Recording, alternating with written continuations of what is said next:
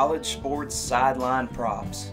Lots of football teams are handing out wrestling championship belts, but only University of Georgia players actually become the third Road Warrior. Oh, and Memphis has a Ric Flair robe? Wow, that's something. Pro wrestling culture is really rampant in this now that you mention it. Why are the Vols dunking into a trash can? And are we sure that's just Gatorade in SMU's chalice? It's quite possible that, as a Virginia Tech fan, I have the biggest love-hate relationship with sideline props in America. You see, the first documented sideline prop originated at my alma mater, Virginia Tech. In 1995, Coach Bud Foster brought the lunch pail to the sideline. The lunch pail perfectly embodied his philosophy as a defensive coordinator. Show up early, stay late, work hard, you're going to need a pack of lunch. In the years to immediately follow, Foster would assemble some of the most hard-nosed, stingy defenses college football had ever seen.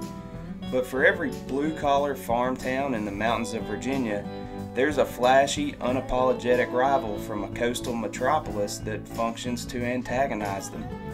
The Hokies underdog story writes itself, and there's no greater physical embodiment of antagony than Miami's turnover chain. A lunch pail held high in the air after a hard-fought victory, signifying that you not only won, but won the right way.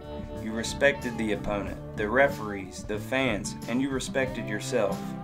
A gaudy, blinged-out turnover chain, while funny, does not and will not ever represent anything I subscribe to as a Virginia Tech fan, as a Southwest Virginia native, possibly as a human being. The lunch pail was shelved after Bud Foster retired, but just across the road from Lane Stadium at English Field, Coach John Szefc walked across the diamond for the first time with a sledgehammer over his shoulder. Enter the Hammerin Hokies.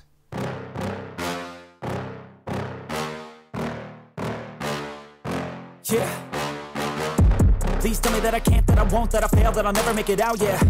Please tell me all the bad, never good, fill my head full of every single doubt, yeah. Please say any negative thoughts, I pop off when I hear people say I cannot. I get off to the thought of proving everyone wrong, I won't stop to the top, so you better back off and get lost. I'ma stay loud, stay proud, never running out, never heading south. I'll be spreading out, call it word of mouth, can't put me down, I'll be getting loud. You can have it douse, not what I'm about, have your cloud, it be raining now. I keep making sound, go another round, I'm legend bound, can't stop me now. Flies one, deep left field, back at the wall. See ya!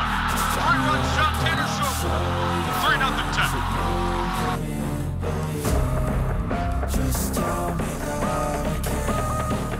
Just tell me that I can. Just tell me that I can.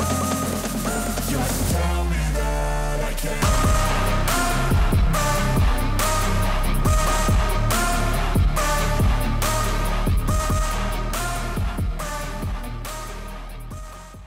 I figured this was the perfect time to do this type of video, Virginia Tech video.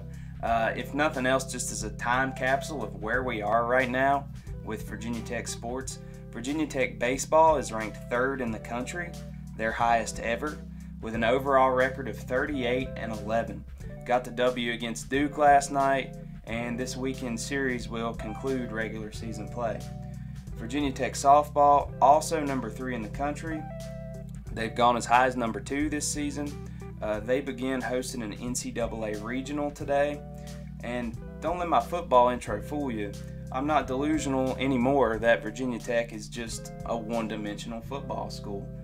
This could go down as the greatest season in Hokies Diamond sports history, but the sky is still the limit, as both baseball and softball have proven all season that they have the talent to beat literally anyone they face. Lots of monumental firsts for the baseball program this year. After being picked to finish last in the Coastal Division of the ACC and losing their first ACC series to Georgia Tech, they fired off 8 straight series wins, including their first series win at Virginia since joining the ACC, first series win at UNC, and the first time they've ever won a series against Louisville in history. The Hammer is the perfect representation of the Hokies baseball season this year. The team batting average currently sits at .311.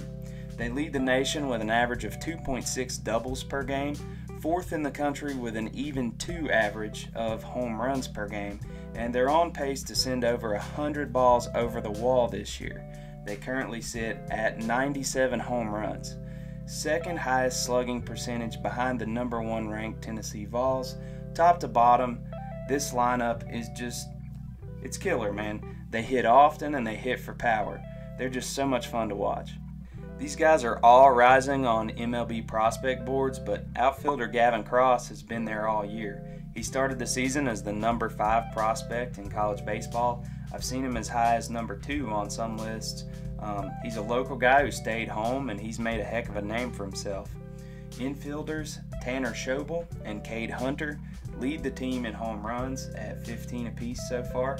Hunter was drafted by the Rockies last year, but opted to go the college route. Appreciate that.